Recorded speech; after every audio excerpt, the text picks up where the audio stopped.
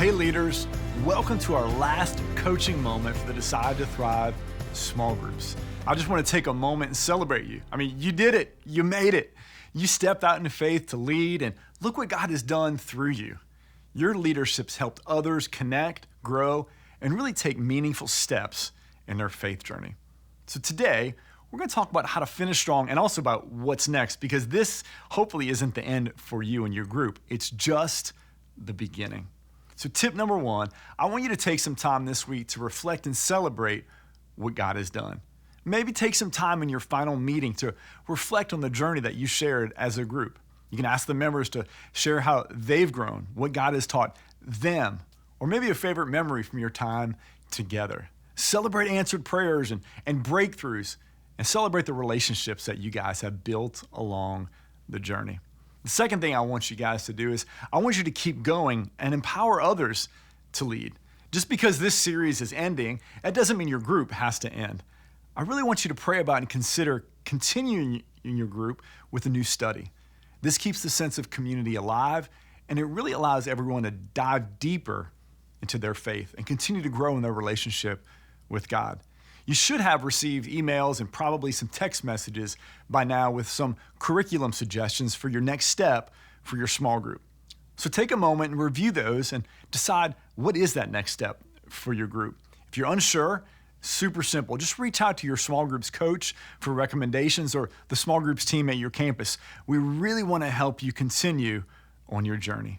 And it's also the perfect time to invite one of your group members maybe to step into a leadership role.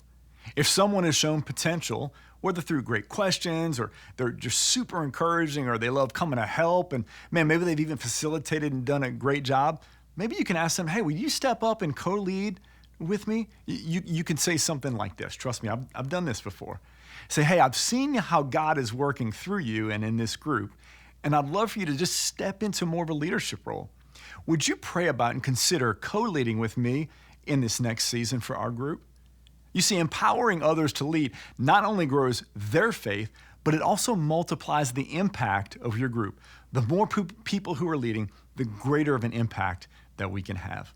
And finally, number three, I want to encourage next steps in faith, right? One of the most important parts of discipleship is helping others take their next step in their walk with God.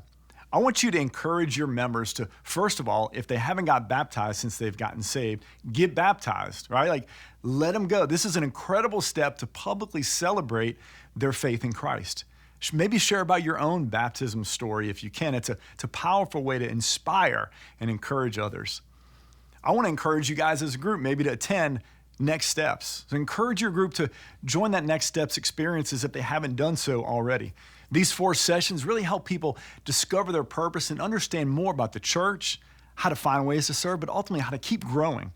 If your group hasn't done it together, maybe you can do it as a group activity together if you got a bunch of people who need to go through it. Also, I want you to stay connected with the church. Encourage your members, hey, keep attending church services. Join those small groups, stay connected, serve on part of the dream team, right? Whatever it is, stay connected because it's going to help your faith grow. It's going to help those relationships stay strong long after this study ends.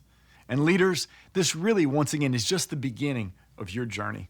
I believe that God will continue to use you in powerful ways to lead and disciple others. So whether you continue with this group, start a new one, step into a different area of serving, remember, your obedience over the past several weeks has made an eternal impact.